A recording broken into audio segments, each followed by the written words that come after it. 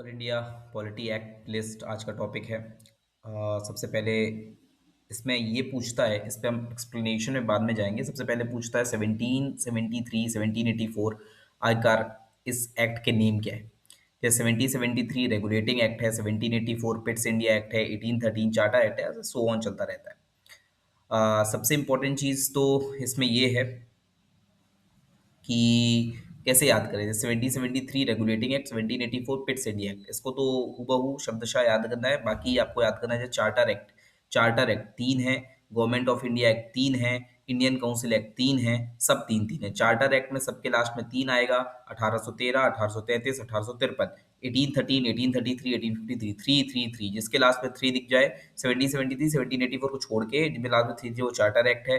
Then it जिसमें कुछ बड़ा रिफॉर्म हुआ हो, जैसे 1857 रिवोल्ट हुआ, उसके बाद 1858 आया, 1857 रिवोल्ट के बाद 1858 आया, तो 1858 गवर्नमेंट ऑफ इंडिया एक्ट।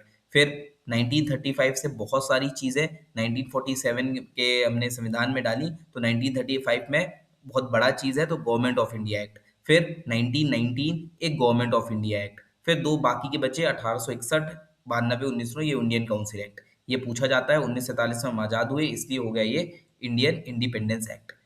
तो आज के लिए इतना है। बाकी फिर अपन हर एक एक्ट को डिटेल में तो नहीं, बट इसके जो इंपॉर्टेंट इंपॉर्टेंट फैक्ट है जो एग्जाम में पूछे जाते हैं उस पर हम एनालिसिस करेंगे।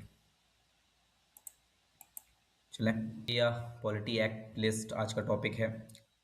सबसे पहले इसमें ये पूछता है, इस पे हम एक्सप्लेनेशन में बाद में जाएंगे। सबसे पहले पूछता है 1773 1784 आयकर, इस एक्ट के नेम क्या है।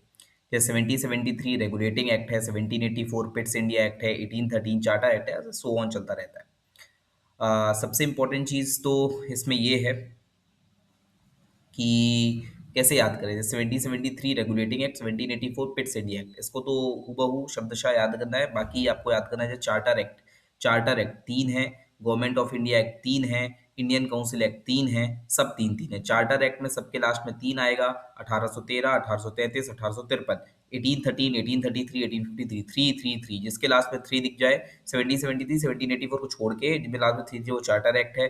देन इट जिसमें कुछ बड़ा रिफॉर्म हुआ हो, जैसे 1857 रिवोल्ट हुआ, उसके बाद 1858 आया, 1857 रिवोल्ट के बाद 1858 आया, तो 1858 गवर्नमेंट ऑफ इंडिया एक्ट।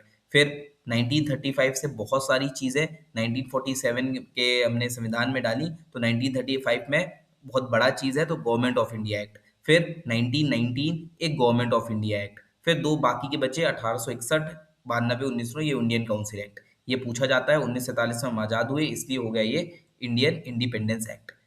तो आज के लिए इतना है। बाकी फिर अपन हर एक एक्ट को डिटेल में तो नहीं, बट इसके जो इंपॉर्टेंट इंपॉर्टेंट फैक्ट है जो एग्जाम में पूछे जाते हैं उस पर हम एनालिसिस करेंगे। चलें।